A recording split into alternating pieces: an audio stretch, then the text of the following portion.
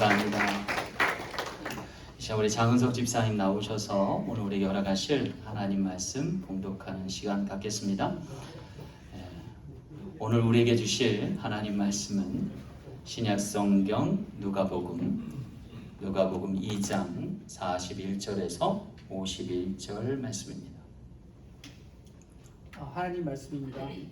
그 부모가 해마다 유월절을 당하면 예루살렘으로 가더니 예수께서 12살 될 때에 저희가 이 절기의 전례를 쫓아 올라갔다가 그 날을 마치고 돌아갈 때에 아이 예수는 예루살렘에 머물었더니 그 부모는 이를 알지 못하고 동행 중에 있는 줄로 생각하고 하룻길을 간 후 친족과 아는 자 중에서 찾되 만나지 못하매 찾으면서 예루살렘으로 돌아갔더니 사흘 후에 성전에서 만난즉 그가 선생들 중에 앉아서 저희들에게 듣기도 하시고 묻기도 하시니 듣는 자가 다 그 지혜와 대답을 기이 여기더라.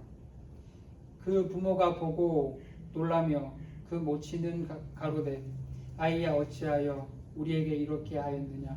보라 내 아버지와 내가 근심하여 너를 찾았노라.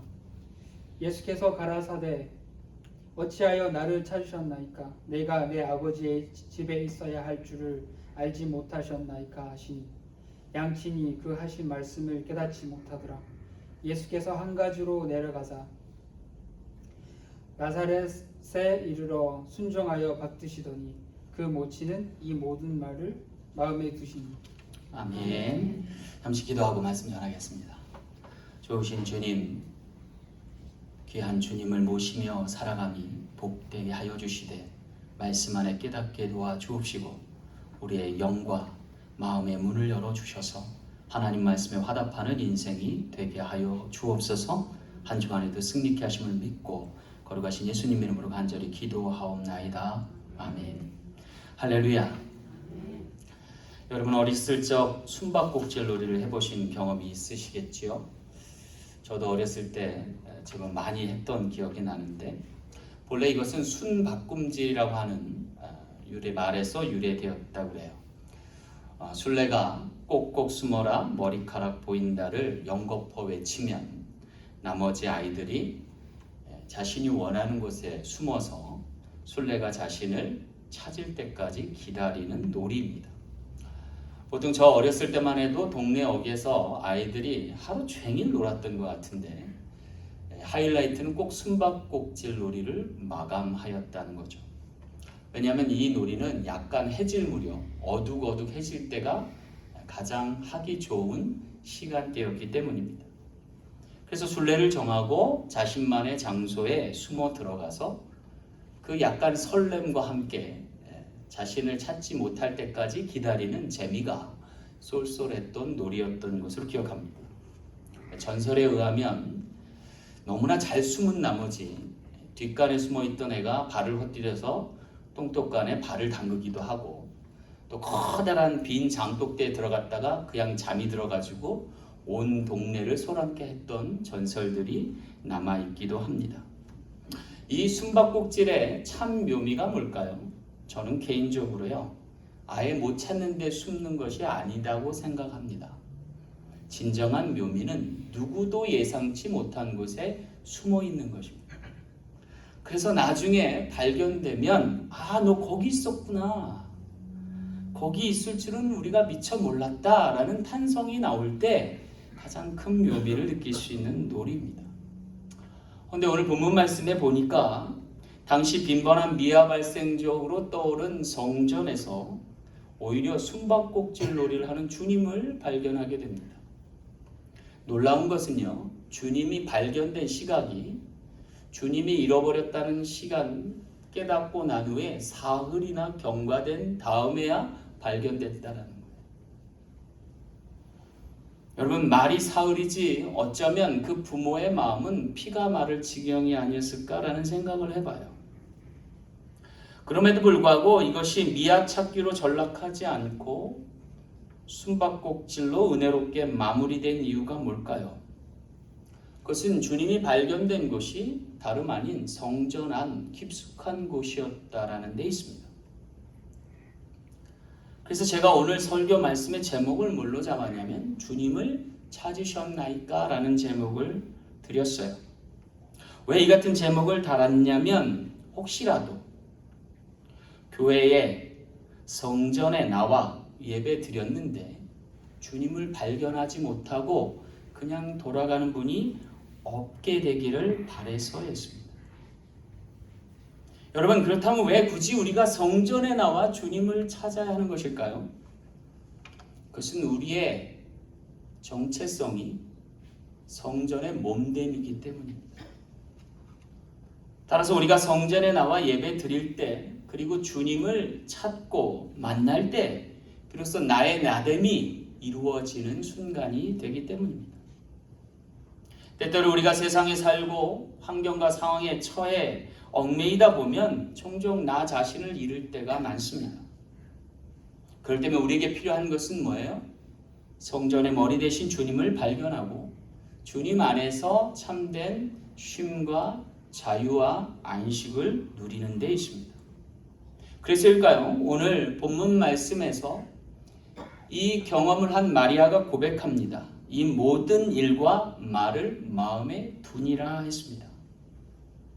이 얘기는 메시아를 짐으로 여기며 살았던 마리아가 이때로부터 오히려 구주로 영접하면서 주를 품 안에 담고 안식을 누리며 살게 되었다는 얘기죠.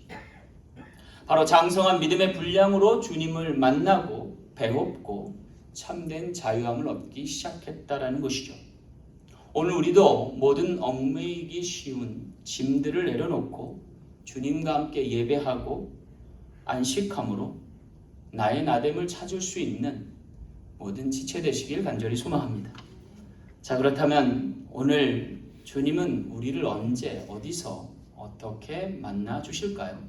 어떻게 주님을 찾을 수 있을까요? 말씀을 통해서 귀한 깨달음 얻기를 소망합니다. 첫째는요, 길을 찾음으로 찾게 하십니다. 오늘 41절 말씀 보겠습니다. 그의 부모가 해마다 6월절이 되면 예루살렘으로 가더니 그랬습니다. 여기 유대인들의 절기라 할 6월절 풍습의 한 단면을 보여주고 있습니다. 6월절이 되면 이스라엘 백성들이 모두 예루살렘으로 순례했다는 기록입니다. 심지어 천하 각국에 흩어져 있던 모든 유대인들이 이날만큼은 예루살렘 성전에 모여 제사 드렸다는 거예요.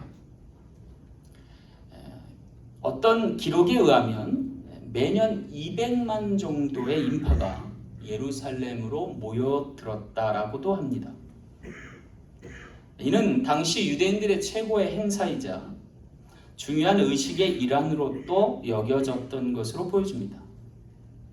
문제는요, 이 중요한 절기와 수많은 인파 가운데서 결코 잃어버려서는 안 될 주님을 잃어버렸다라고 하는 사실입니다.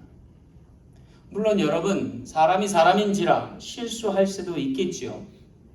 어린 예수도 예외는 아니었을 겁니다. 하지만 여러분, 사람이 살아가면서 해도 될 실수가 있는가 하면 해서는 안 될 실수가 있음을 우리가 자각할 필요는 있어요. 제가 신혼여행을 괌으로 갔었는데 공교롭게도 세 쌍이 같이 움직이게 됐어요. 그런데 저희 옆에 투숙을 했던 커플이 문제가 생겼어요. 무슨 문제가 생겼냐면 신랑 되는 사람이 결혼 반지를 잃어버린 거예요. 그런데 자기가 어디서 잃어버린지도 모르는 거예요. 그 다음부터 신혼여행이 아닌 거죠. 계속 찜찜했던 신부가 계속해서 시비를 거는 모습을 보는 거예요. 얼마나 티격태격 싸우는지 옆에 있던 저희도 가슴이 조마조마한 거예요. 저 부부가 과연 온전하게 살아갈 건지. 그래서 그 다음부터 제가 이 결혼 반지는 결코 잃어버리지 않습니다. 20년째 지금 간직하고 잘 때도 끼고 잡니다. 정말 잃어버려서는 안 될 것이 있다는 사실을 뼈저리게 깨달은 순간이었습니다. 근데 여러분, 정말 우리 인생에서 잃어버려서 안 될 분이 계세요. 누구예요? 주님이십니다. 주님을 잃지 않으면 돼요. 그러나 주님을 잃고 많은 것을 얻은들 우리의 인생이 복되지 않으리라고 하는 것입니다. 여러분, 우리의 인생 여정에서 정작 중요한 것은 주님과 함께 동행하는 것이라는 거예요. 주님을 잃지 않고 놓지 않고 주님과 함께하는 거예요. 그렇게 되라고 오늘 우리에게 허락하신 것이 뭐냐면 순례의 여정이라고 하는 것입니다. 단순한 나그네 세월이 되지 않게 하시고 단순한 여행이 되지 않게 하시고 순례의 여정이 되게 하신 이유가 여기 있다라고 하는 거예요. 여기서 오늘 우리가 다시금 주목해야 볼 것은 바로 이 절기가 유월절이었다라고 하는 거예요. 여러분, 유월절이 어떤 절기예요? 이스라엘 백성들이 출애굽하기 위해서 하나님께서 무교절을 허락하셨고 그때 유월절 어린 양의 희생으로 말미암아 극적으로 탈출한 게 돼요. 그래서 애굽에서의 안정된 삶을 버리고 참된 자유를 찾아서 광야로 나온 절기가 바로 유월절입니다. 어쩌면 이 유월절은요, 이스라엘 백성들로 하여금 자유를 허락하신 하나님의 놀라운 여정의 시작이었던 것을 보게 되는 거죠. 그래서 이 절기를 기억하고자 이스라엘 백성들에게 유월절을 허락하시고 그 의미와 함께 가나안 천국에 이를 수 있는 모든 여정의 길을 열어주셨음을 상기하게 했던 거죠. 다시 말해서 이 여정을 통해서 우리의 세월이 나그네 길로 종착되지 않고 천국을 목적으로 하는 순례의 여정 되게 하신 겁니다. 그런데 안타깝게도 이 절기 중에 가족 구성원 중에 하나인 특별히 가장 소중하다 할 어린 예수를 잃어버리게 된 것입니다. 그럼 무엇이 문제였을까요? 문제가 된 것은 예수님의 나이였습니다. 이때 예수님의 나이가 12세예요. 성인을 바로 앞둔 시점이에요. 유대 사회는요, 엄격한 남녀의 구별을 강조하던 사회였는데 얼마나 강조했든지 성전에 들어갈 때도 남녀가 들어가는 출입구가 달랐어요. 그리고 남녀가 머무는 장소, 뜰도 달랐어요. 그래서 성경에 보면 이방인의 뜰도 있고 여인들의 뜰이 따로 있었어요. 그러다 보니까 문제가 되는 것은 아이들입니다. 왜냐하면 아이들은 어리니까 엄마를 따라가도 되고 아빠를 따라가도 되었던 거예요. 여러분, 옛날 우리 목욕탕 갈 때 아이들이 어리면 어떡하죠? 엄마랑 가면 엄마 따라가고 아빠랑 가면 아빠 따라가죠. 당시 예수님의 나이가 어린 관계로 계속해서 엄마 따라간 적도 있고 아빠 따라간 적도 있는 거예요. 문제가 된 것은 엄마 아빠가 전에는 엄마한테 있거니 요번에는 아빠한테 있나 하고 서로가 그 모든 것을 잊고 자신의 종교적인 활동과 행사와 또 오랜만에 만난 사람들과 해오하느라고 깜빡 잃어버렸던 거죠. 남녀의 성별에 예외 없이 입장할 수 있었던 어린아이였던 예수 그리스도를 놓쳐버린 시점이 된 것입니다.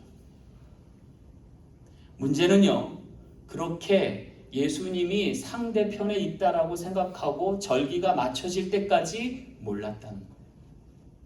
그리고 일정한 장소에서 모이기로 한 곳에 모여서 확인해 봤더니 그때야 비로소 예수님이 어디 가신지 모르는 것을 확인하게 된 거예요. 여러분, 이것이 어떤 문제를 가리키나요?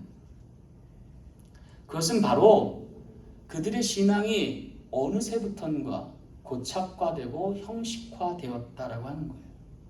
둔감해진 마음과 생각이 자리 잡았다라는 거죠. 오늘 1절 말씀에 보니까 그의 부모가 해마다 유월절이 되면 예루살렘으로 가더니 그랬어요. 해마다 반복되는 절기로 인해서 무엇이 소중한지를 잠시 잊어버리게 된 거죠. 여러분, 하나님께서 이 절기를 만드신 이유가 뭘까요? 그것은 고착되고 만연화될 수 있는 우리의 삶을 다시금 하나님께로 집중하고 또한 초점을 갖는 신앙으로 되새김하기 위해서입니다. 우리가 정해진 시간을 놓고 하나님께 예배하며 경배하지 않으면 오늘 우리도 삶에 매몰될 수 있어서입니다. 어쩌면 이 절기를 허락하시고 이 고된 순례 여정을 허락하신 이유는 그렇게 내 삶에 매몰되지 말라고, 거기에 빠져서 하나님을 잃어버리지 말라고 주신 건데 오늘 성경에 보니 그마저도 형식화되어 있는 거예요. 그마저도 변질되어 있는 거예요. 여러분, 이 형식화되는 게 왜 문제일까요? 그것은 본래의 의미를 퇴색시키는 거예요. 왜곡시키고 변절시키는 거예요. 그래서 여지없이 우리를 어디로 몰고 가냐면 외식으로 몰고 가는 거예요. 겉은 멀쩡한 걸로. 여러분, 이것은 겉사람의 후패로 이어집니다. 다시금 속사람이 회복되어야 할 이유가 여기 있습니다. 여러분, 이것이 왜 문제가 돼요? 누군가를 사랑할 때 형식화되고 외식화된 것은 사랑의 의미를 퇴색하기 때문입니다. 내 신앙이 형식화되고 내 신앙이 외식화되었다면 우리는 더는 하나님을 사랑할 수 없기 때문이고 사랑하지 않는 하나님을 우리가 만날 이유를 느끼지 못하는 것이 되기 때문입니다. 따라서 주님은 오히려 그 사랑을 되찾게 하고자 숨고 또 숨었는지 모릅니다. 무려 사흘이라는 시간 주님은 그렇게 숨어 계셨어야만 했는지 모르는 거죠. 그러고 보면 주님은요, 군중들로부터 숨으신 적이 한두 번이 아니에요.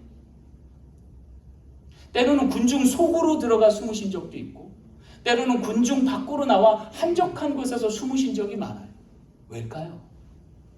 물론 자신을 겸손케 할 이유도 있지만 주님을 더 애타게 찾고 찾으라는 오늘 우리에게 새로운 시작을 알려주실지 몰랐다. 그런데 이렇게 숨어 계신 주님을 찾은 여인들이 있습니다. 여러분, 혈류증 여인이라는 여인은 군중 속에 묻혀있던 주님을 발견했습니다. 그리고 그분께 터치하여서 자신의 병의 고침을 얻는 믿음을 나타냈습니다.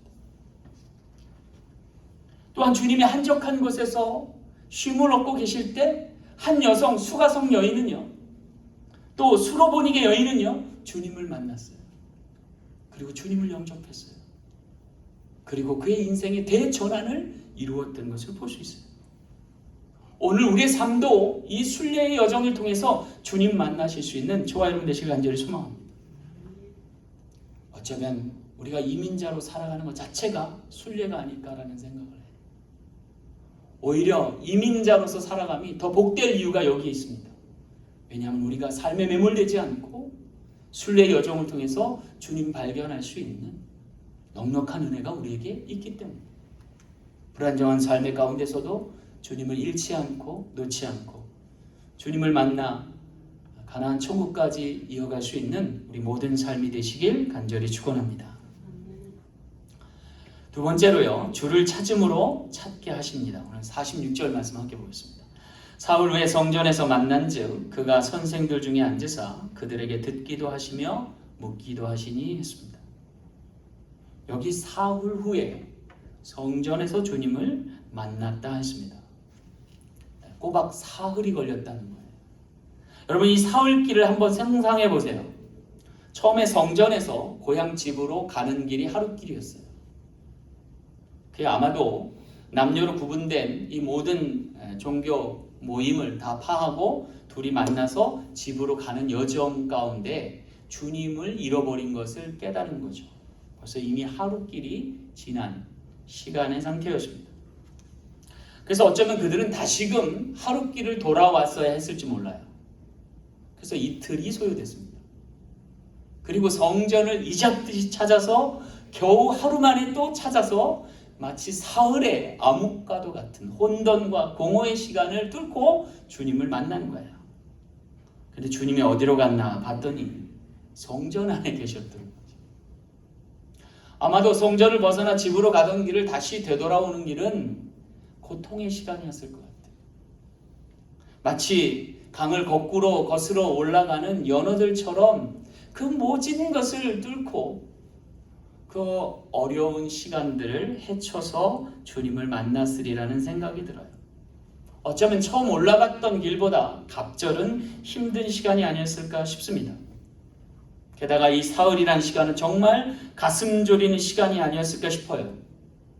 가족 구성원 중에 가장 어린 보호와 또 양육이 필요한 아이를 잃어버렸을 때의 시간이 얼마나 애타는 시간이었겠습니까?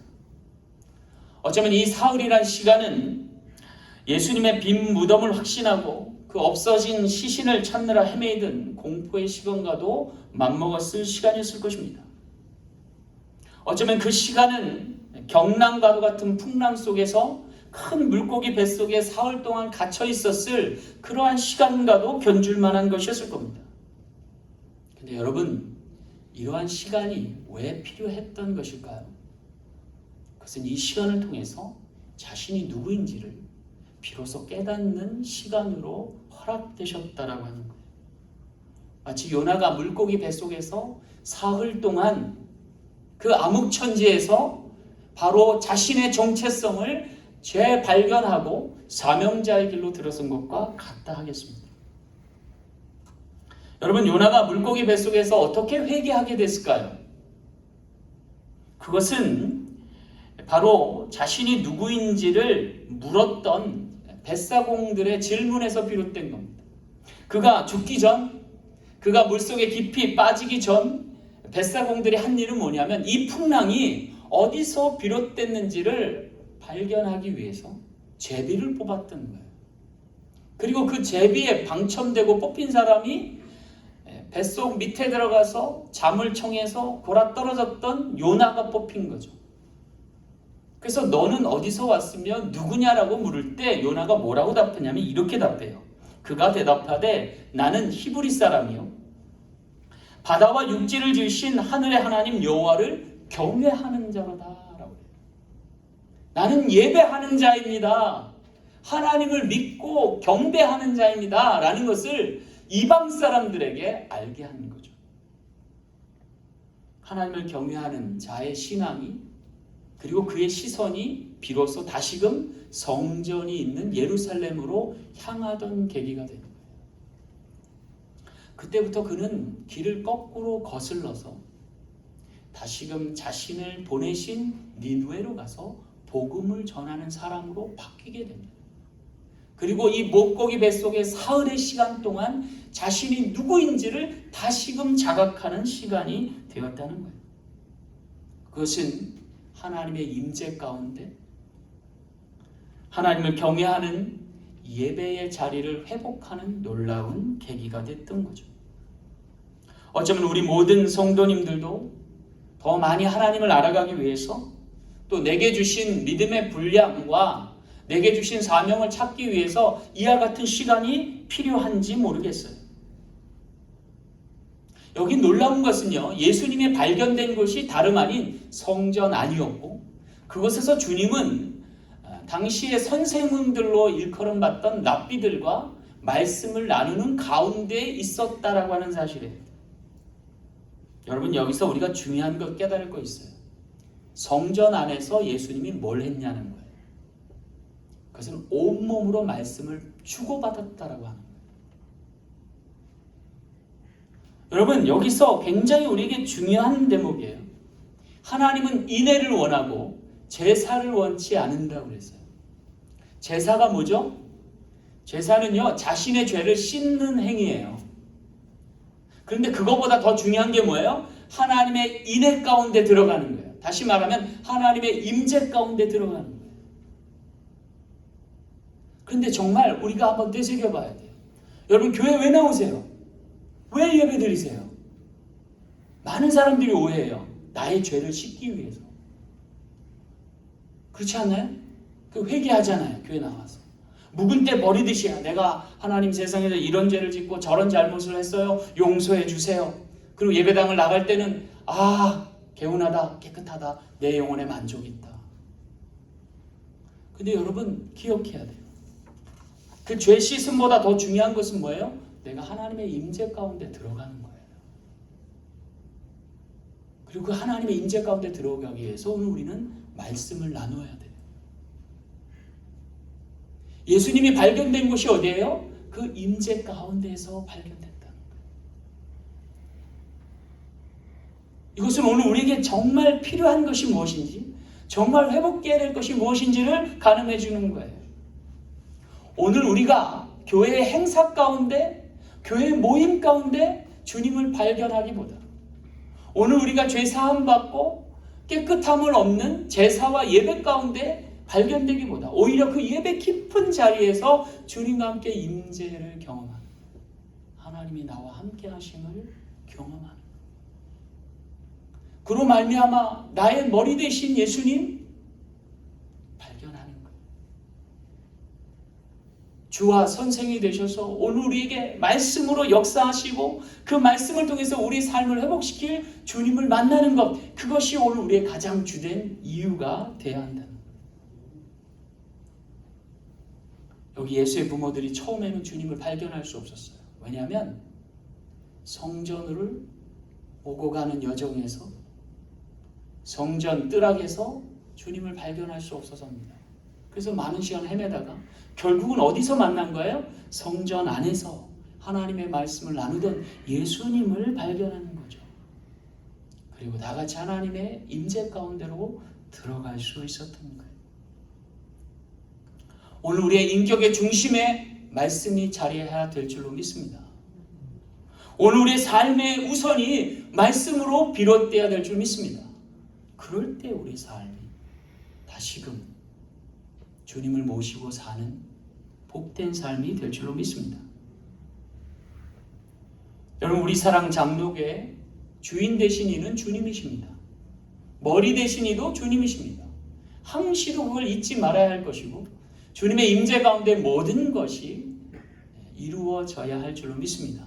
그렇게 될 때 우리 모두가 주신 믿음의 분복 따라서 승리할 수 있는 귀한 성도 될 줄로 믿습니다. 마지막 세 번째, 집을 찾음으로 찾게 하십니다. 오늘 49절 말씀 보겠습니다. 예수께서 이르시되 어찌하여 나를 찾으셨나이까? 내가 내 아버지 집에 있어야 될 줄을 알지 못하셨나이까? 하시니 그랬어요. 여기 예수님의 답변 중에 주목할 점이 하나 있어요. 그것은 성전을 주님은 아버지의 집으로 묘사했다는 거예요. 여기 놀라운 전환이 있어요. 왜냐하면 당시 예루살렘은 그야말로 놀이공원을 방북해 할 만한 북적임으로 가득했었기 때문입니다. 어쩌면 예수님만 잃어버려졌을까요? 그 당시에 많은 아이들이 성전에서 미아가 되지 않았었을까요?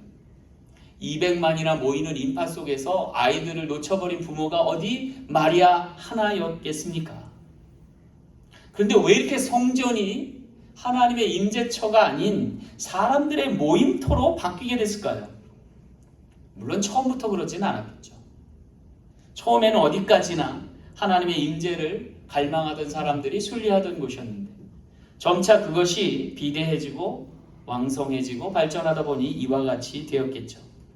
그래서 나중에는 안식처가 되어야 할 성전이 많은 사람들이 모이는 놀이터로 바뀐 것이죠. 왜 이렇게 왜곡되고 변질될 것이었을까요? 그중 하나는 사람들이 많이 모이면서부터입니다. 문제가 된 것은 더 많은 사람이 모이기 위해서 변화되었던 교회, 당시에 성전을 주관하고 관리하던 많은 종교인들이 문제를 가지고 있었다는 거죠. 그래서 성전의 본래 의미는 퇴색되고 순례객들의 더 많은 이용으로 편의를 도모하는 데 있었던 거죠. 그래서 더 많은 사람들이 모이게 하기 위해서 막까지 많은 묘수들이 등장하게 됩니다. 더 먼 곳에 자신이 드려야 할 제사의 번제물, 희생 제물을 편히 드릴 수 있도록 성전에서 소나 양을 팔기 시작했습니다. 더 많은 사람들이 모여들었죠. 심지어는 저기 외국에서 이방의 사람들까지 오게 하기 위해서 성전 안에 환전소를 만들어 둔 거예요. 그래서 마음껏 다른 화폐를 공용하여 쓸 수 있도록 하고 그 바뀐 돈으로 재물을 사서 손쉽게 드리게 하는 거예요. 얼마나 편리하게 바꿔놓은지 몰라요. 그래서 더 많은 사람들이 모여들게 되었고 그 많은 사람들로 인하여서 예배가 변질되기 시작한 거죠. 어느새 하나님의 중심이 되어야 할 성전이 사람의 시선이 중요한 모임으로 전락하게 된 거예요. 여러분, 요사의 교회는 안 그런가요? 성장이 목적이 되어서 더 많은 사람들이 모여드는 교회가 되기 위해서 얼마나 많은 부분에서 교회가 본질을 포기하고 각종 프로그램과 행사로 도배를 하지 않았겠어요? 이제는 하나님은 온데간데 없고 사람을 위해서만 존재하는 교회, 목회자, 그 수많은 성도들로 변모해가지 않나요? 근데 여러분, 요새 난리가 났잖아요. 코로나 바이러스 사태 이후에 교회가 엄청난 충격을 받아요. 왜요? 더는 교회 모임을 갖기도 힘들어지고 행사를 치르는 건 더더욱 어렵게 됐어요. 근데 여러분, 이것이 오늘 우리의 신앙의 전환이 돼야 되지 않나라는 시점이라는 생각이 들어요. 그동안 많은 행사를 주도하고 많은 수많은 프로그램을 만든 교회들이 요새는 맥을 못 쳐요. 왜요? 코로나 바이러스 때문에.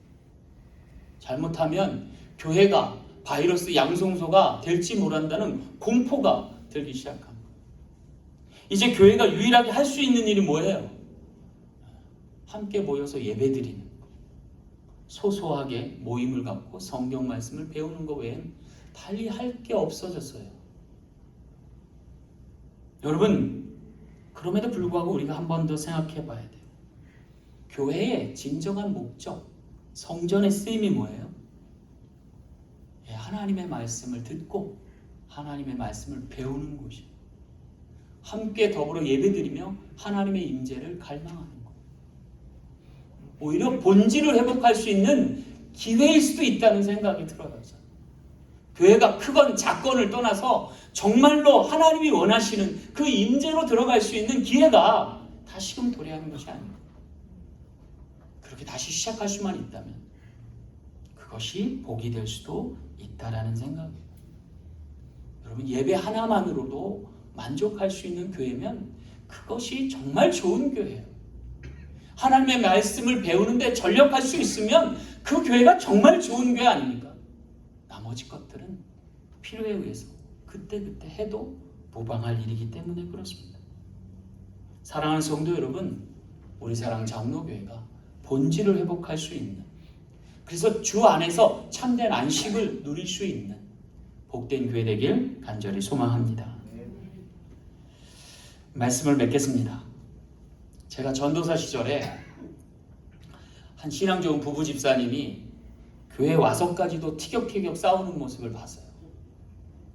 그래서 뭐 때문에 싸우시나 하고 이렇게 가만히 보니까 자동차 때문에 싸우시더라고요. 아내 되시는 분이 남편이 새로 산 차를 몰래 몰고 나갔다가 접촉사고가 난 거예요. 남편이 엄청 화가 났나 봐요. 그래서 막 쏘아붙였대요. 왜 쓸데없이 차를 가지고 나갔고 사고가 났냐고, 이게 얼마짜리인 줄 아냐고 막 난리가 난 거예요. 처음에는 아내가 미안했다가 나중에는 화가 나더래요. 내가 이 차만도 못한가? 이런 생각이 들어서랍니다. 그래서 무엇이 중요한디? 라고 물어보다는 거예요. 내가 다쳤는지 안 다쳤는지 물어보는 게 먼저 아니야? 라고 이야기를 했다는 거예요. 그래서 이게 안 알려주고 덮어졌으면 진짜 문제가 됐을 텐데, 교회에 와서 해프닝으로 벌어지면서 정말 중요한 것은 우리의 소유가 아니라 인격의 상대이고 또 우리 영혼이 있을 수 있다는 것을 자각했다라고 해요. 정말 중요한 게 뭔지를 우리가 깨닫고 나면 좀 더 우리 인생의 삶이 달라지지 않을까라는 생각을 해보게 됐습니다. 저의 아내가요, 뭘 참 잘 잊어버려요. 정말 잃어버려서는 안 될 자동차 키나 핸드폰, 또 지갑 뭐 이런 거 잘 잊어먹어요. 그런데 우리 와이프가 결탄코 잃어버리지 않는 거 하나 있어요. 그것은 남편의 사랑입니다. 멋있죠? 그래서 제가 지갑도 찾아주고 키도 새로 만들어주고 하여튼 뭐 다 해야 됩니다. 오늘 정작 오늘 우리의 인생에서 잃어버리지 말아야 될 것은 주님의 사랑입니다. 신앙 대신 예수님 놓지 말고 평생 순례해서 저 천국에 이를 수 있는 우리 모두가 되길 간절히 소망합니다. 기도하겠습니다.